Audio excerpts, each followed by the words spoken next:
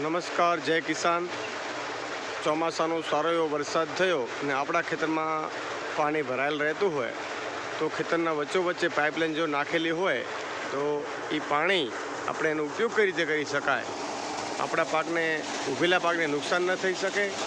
સાથે સાથે ચોમાસાનું પાણી આ રીતે આપણે કૂવો રિચાર્જમાં, બોર રિચાર્જમાં પણ ઉપયોગ કરી શકાય છે. તો ખેડૂત શ્રી માવજીભાઈ કાળાજી પટેલ, બનાસકાંઠાના તાલુકો વાવ, આ રીતે મિત્રો દર વર્ષે અમે રિચાર્જ માટેની સિસ્ટમ કરેલી છે.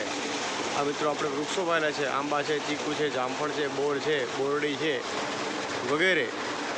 આ વૃક્ષો વાવેલા છે. વૃક્ષોમાં પાણી પર ક્યાંય ભરાવો થતો નથી અને આખા ખેતરનું પાણી વચ્ચોવચ્ચ ભરાય છે. તો આના નિકાલ માટે આપણો પાક બચી શકે એના માટે અમે રિચાર્જ કરીએ છીએ.